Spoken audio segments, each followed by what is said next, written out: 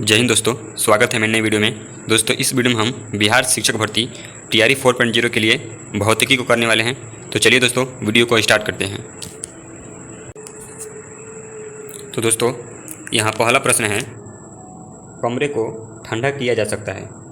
Option है पानी के बहने से, संपीड़ित गैस को छोड़ने से, रसोई गैस से, ठोस को पिघलाने से। तो दोस्तों इसका राइट आंसर हो जाएगा ऑप्शन नंबर बी, संपीड़ित गैस को छोड़ने से। दोस्तों संपीड़ित गैस को छोड़ने से कमरा का जो ताप है वो ठंडा हो जाएगा। इसके एक्सप्लेनेशन को भी देख लेते हैं। दोस्तों इसमें दिया हुआ है कि संपीड़ित गैस को छोड़ने से कमरे का तापमान कम हो जाता है, जिससे कमरा जो है वो ठंडा हो जाता है।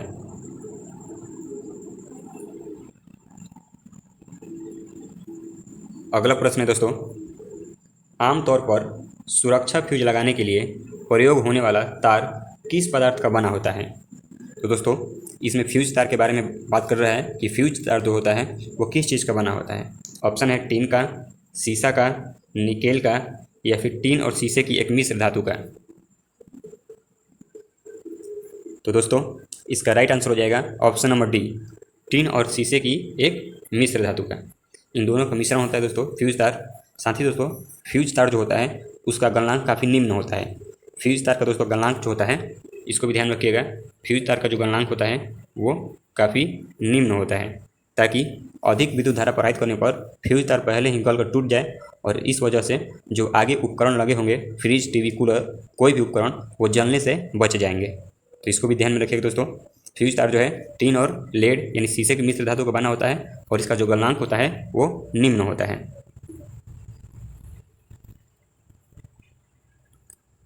इसके एक्सप्लेनेशन को देख लेते हैं दोस्तों। इसमें दिया हुआ है कि फ्यूज एक छोटा तार का टुकड़ा होता है। यह रंगा शीशा यानी कि टीन और लेड का मिश्र धातु का बना होता है। इसका गलनांक निम्न होता है। लघु पतन, जिसको शॉर्ट सर्किटिंग कहते हैं, अतिभारण यानी कि ओवरलोडिंग, वोल्टता वृद्धि आदि के कारण जब परिपथ में धारा निर्दिष्ट मान से अधिक हो जाता है तो फ्यूज तार गलकर टूट जाता है। इससे इलेक्ट्रिक या इलेक्ट्रॉनिक उपकरणों के नुकसान होने एवं संभावित दुर्घटना जो होता है वो टल जाता है। तो इसको भी ध्यान रखिएगा कि दोस्तों इसका जो गलनांक होता है वो निम्न होता है, क्योंकि दोस्तों जब विद्युत धारा से अत्यधिक मात्रा में, जब परिपथ से अत्यधिक मात्रा में विद्युत धारा प्रवाहित होगी तो जो फ्यूज तार है वो गलकर टूट जाएगा और परिपथ जो है वो बाधित हो जाएगा, जिसके वजह से आगे की ओर जो भी उपकरण लगे होंगे परिपथ में वो जलने से बच जाएंगे।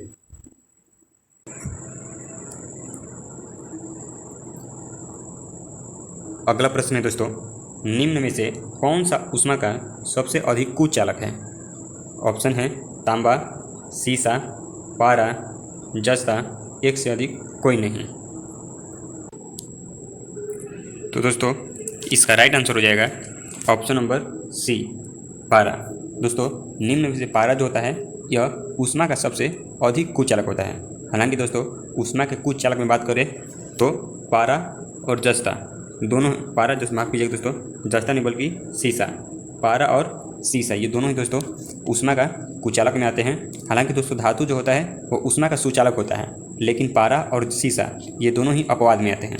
इसको ध्यान में रखिए दोस्तों, जो धातु होता है वो विद्युत और ऊष्मा दोनों का ही कुचालक होता है, लेकिन दोस्तों ऊष्मा के, माफ़ कीजिएगा, दोनों का सुचालक होता है धातु, और जो सीसा और पारा होता है ये दोनों धातु है, इसके बावजूद भी ये ऊष्मा के कुचालक होते हैं। लेकिन दोस्तों इन दोनों में सबसे अधिक कुचालक की बात करें, इन दोनों में ऊष्मा का सबसे अधिक कुचालक के बारे में बात करें तो वो पारा हो जाता है। हालांकि अपवाद में सीसा और पारा दोनों आते हैं, लेकिन सबसे अधिक कुचालक की बात करें तो उस केस में पारा हो जाएगा।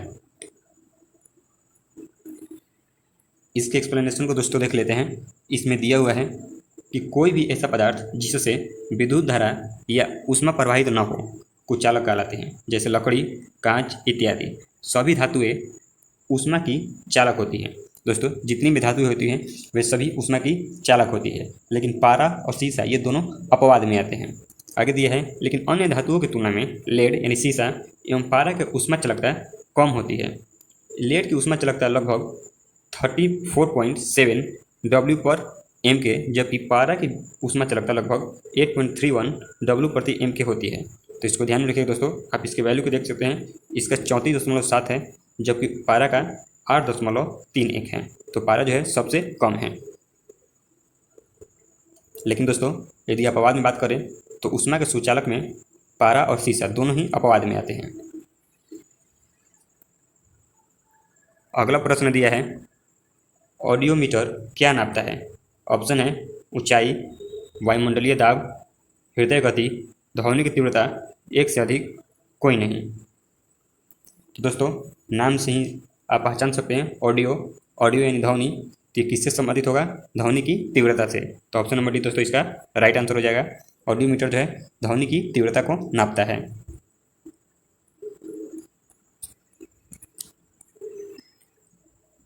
इसके एक्सप्लेनेशन को देख लेते हैं दोस्तों।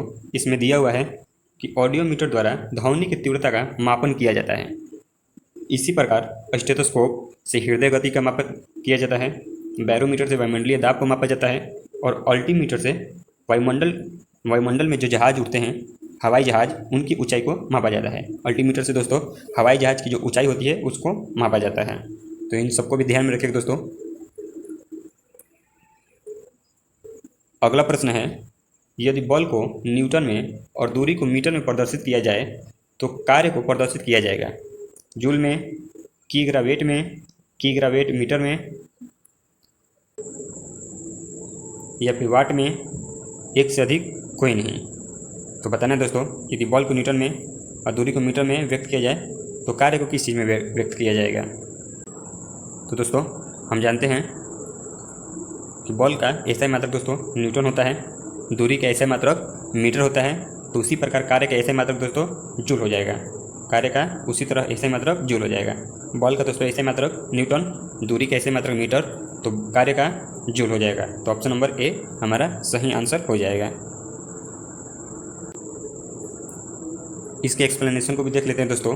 इसमें दिया हुआ है कि किसी वस्तु पर बल लगाकर उस वस्तु को बल की दिशा में विस्थापित करने की प्रक्रिया को कार्य यानी कि वर्क कहते हैं। यह एक अदिश राशि है। कार्य बराबर बल गुणे बल की दिशा में हुआ विस्थापन। कार्य बराबर बल गुणे बल की दिशा में हुआ विस्थापन, अर्थात कार्य बराबर बल गुणे विस्थापन। यदि बल को न्यूटन में और दूरी को मीटर में प्रदर्शित किया जाता है तो किए हुए कार्य को जूल में प्रदर्शित किया जाएगा। कार्य का ऐसे मात्रक दोस्तों जूल होता है, और जबकि कार्य का सीजीएस मात्रक अर्ग होता है। इसको भी ध्यान रखिए दोस्तों, जो कार्य है उसका सीजीएस मात्रक अर्ग होता है। और इसको भी ध्यान में रखिए दोस्तों। अगला प्रश्न है, अतिचालक का लक्षण है। ऑप्शन है उच्च पारगम्यता, निम्न पारगम्यता, शून्य पारगम्यता, अनंत पारगम्यता। तो दोस्तों इसका राइट आंसर हो जाएगा ऑप्शन नंबर सी, शून्य पारगम्यता। ऑप्शन नंबर सी दोस्तों इसका राइट आंसर हो जाएगा। दोस्तों मैं आपको हर एक वीडियो में कहता हूँ कि यहाँ पर साइड में हर एक प्रश्न का आंसर जो है दिया रहता है, लेकिन आप हर एक प्रश्न का आंसर जो है यहाँ से देख कर न करें, बल्कि खुद से करने का प्रयास कीजिए ताकि आप सबका अभ्यास हो सके। तो चलिए इसके एक्सप्लेनेशन को भी देख लेते हैं। इसमें दिया है दोस्तों कि वर्ष 1911 में डच भौतिकी वैज्ञानिक H.K. ओनस ने प्रतिरोध पर ताप के प्रभाव का अध्ययन किया। उन्होंने धातुओं के कुछ नमूने को कुछ केल्विन ताप तक ठंडा करके उसके विद्युत प्रतिरोध की माप की। ओनस को यह जानकर आश्चर्य हुआ कि 4.2 केल्विन ताप पर पारे का विद्युत प्रतिरोध शून्य हो जाता है। यह पाया गया कि न्यून ताप पर अनेक तत्व और यौगिक भी ऐसा ही व्यवहार दर्शाते हैं। ऐसा व्यवहार करने वाले पदार्थों को अतिचालक कहते हैं। आगे दिया है कि अतिचालक कोई प्रतिरोध प्रस्तुत नहीं करते हैं, इसीलिए उनमें ऊर्जा ह्रास के बिना विद्युत ऊर्जा प्रवाहित होती है। ऊर्जा ह्रास के बिना दोस्तों विद्युत ऊर्जा प्रवाहित होती है।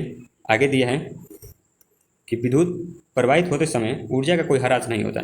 यही कारण है कि एक स्थान से दूसरे स्थान को विद्युत के संचरण में अतिचालकों का दक्षतापूर्वक उपयोग किया जा सकता है।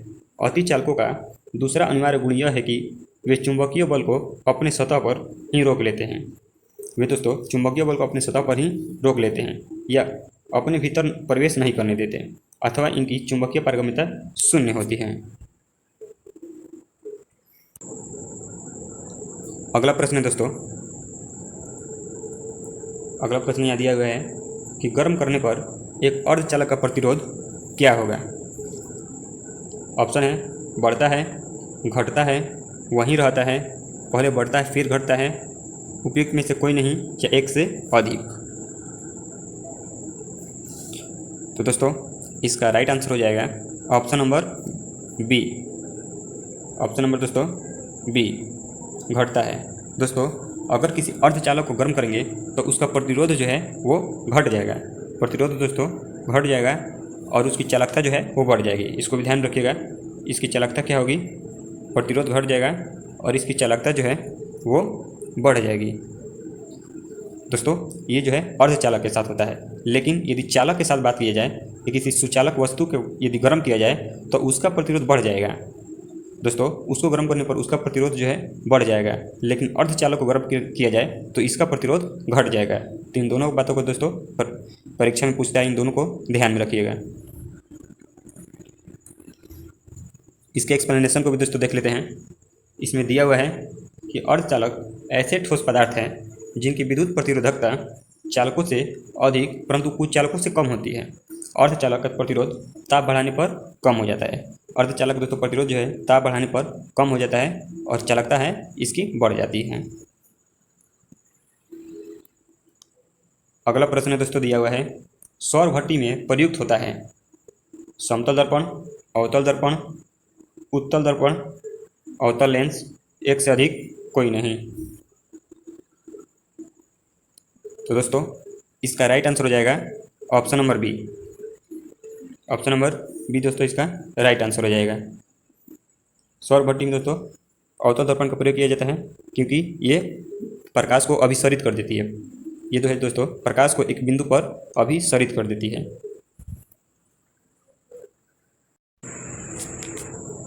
अगला प्रश्न है दोस्तों, सौर मंडल का सबसे चमकदार ग्रह कौन सा है?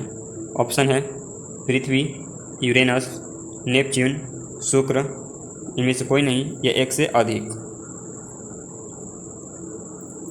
तो दोस्तों इसका राइट आंसर हो जाएगा ऑप्शन नंबर डी, शुक्र। दोस्तों सौरमंडल का सबसे चमकदार ग्रह शुक्र होता है।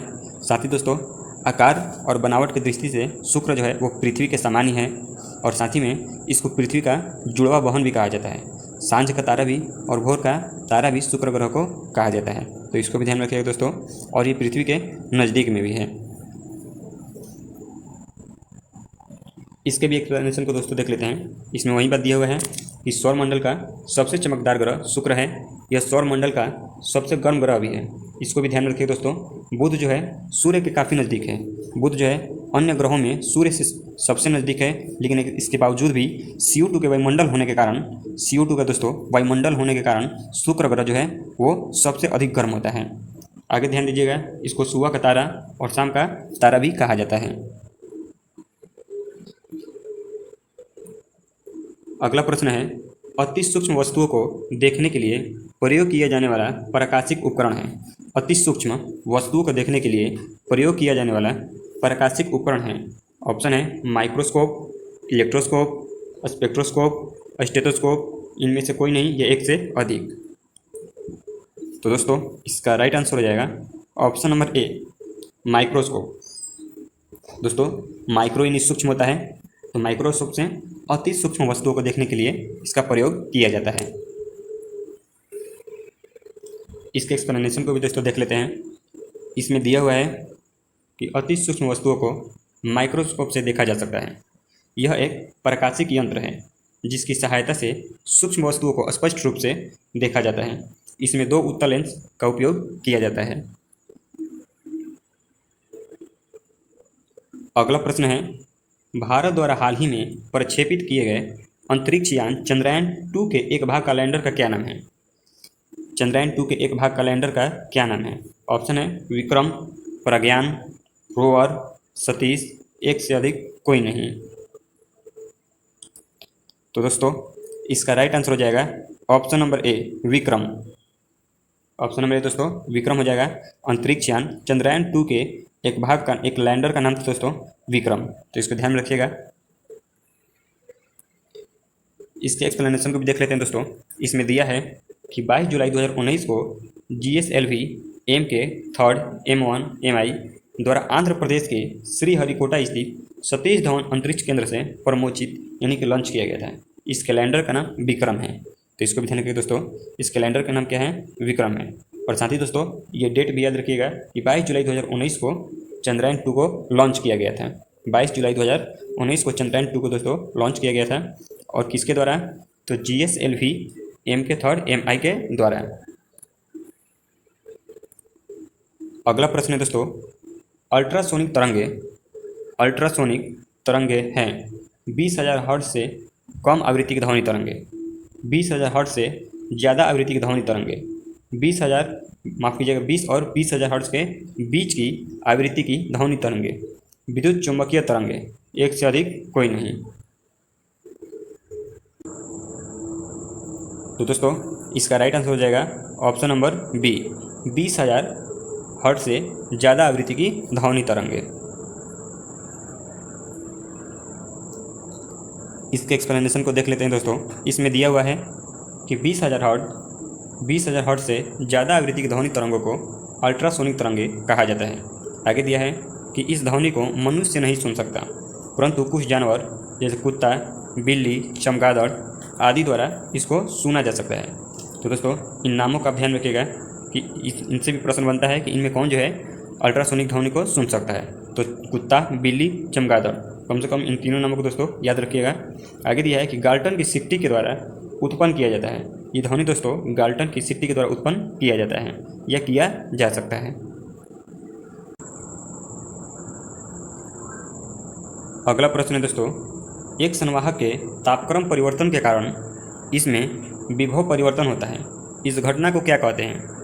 तापक्रम परिवर्तन के कारण विभव परिवर्तन होता है, तो इस घटना को क्या कहते हैं? ऑप्शन है थॉम्सन प्रभाव, जूल प्रभाव, सीबेक प्रभाव, पेल्टियर प्रभाव, उपयुक्त में से कोई नहीं या एक से अधिक। तो दोस्तों इसका राइट आंसर हो जाएगा ऑप्शन नंबर ए, थॉम्सन प्रभाव। दोस्तों विभव परिवर्तन को संवाहक के तापक्रम परिवर्तन के कारण विभव परिवर्तन को दोस्तों थॉम्सन प्रभाव कहा जाता है।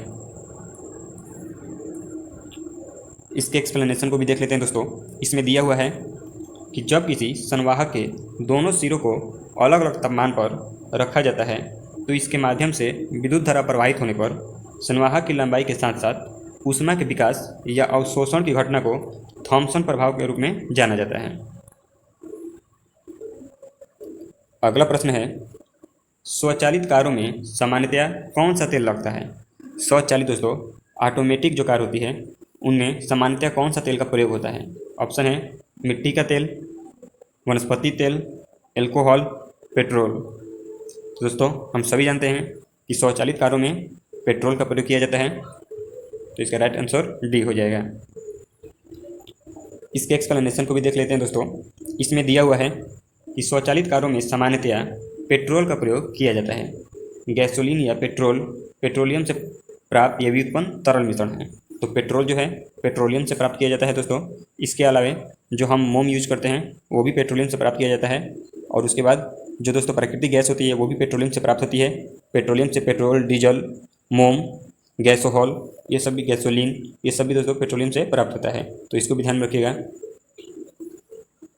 आगे दिया है कि पेट्रोल को शक्तिशाली घुलनशील द्रव्य की भांति भी प्रयोग किया जाता है। अगला प्रश्न है दोस्तों, स्टीम इंजन कैसे चलता है? स्टीम इंजन दोस्तों कैसे चलता है? ऑप्शन है जल से, ऊष्मा से, ध्वनि से, तेल से। तो दोस्तों इसका राइट आंसर हो जाएगा ऑप्शन नंबर बी, ऊष्मा से। दोस्तों स्टीम इंजन जो होता है वो ऊष्मा से चलता है। इसके एक्सप्लेनेशन को भी देख लेते हैं दोस्तों। इसमें दिया हुआ है कि भाप इंजन एक प्रकार का ऊष्मा इंजन है जिसका उपयोग भाप का उपयोग करके यांत्रिक कार्य करने में किया जाता है। भाप के इंजन अधिकांशतः बाह्य दहन इंजन होते हैं। भाप इंजन में रैंकिंग चक्र का उपयोग किया जाता है।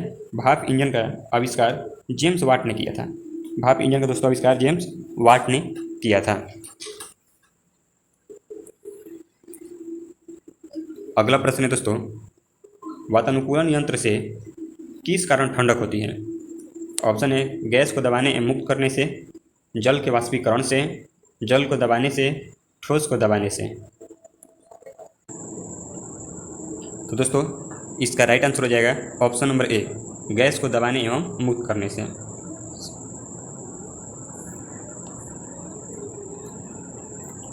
इसके एक्सप्लेनेशन को देख लेते हैं दोस्तों। इसमें दिया हुआ है कि वातानुकूलन यंत्र में सामान्यतः एक वायु शीतक यानी कि एयर कूलर तथा एक वायु तापक होता है। वायु तापक संयंत्र वायु के ताप को निश्चित बिंदु से कम होने पर तापमान को बढ़ाता है तथा वायु शीतक यंत्र ताप अधिक होने पर वायु को शीतलन की क्रिया के द्वारा निर्धारित स्तर पर लाता है। वायु शीतलक यंत्र संपीड़ित प्रकार यानी कंप्रेसर टाइप का यांत्रिक प्रशीतक एकक होता है। तो इस वजह से दोस्तों जो है गैसों को संपीड़ित करने की वजह से और उनको प्रवाहित करने से हमें ठंडक महसूस होती है। तो चलिए दोस्तों, हमारा वीडियो यहीं पर समाप्त होता है। मिलते हैं अपने अगले वीडियो में, तब तक के लिए धन्यवाद।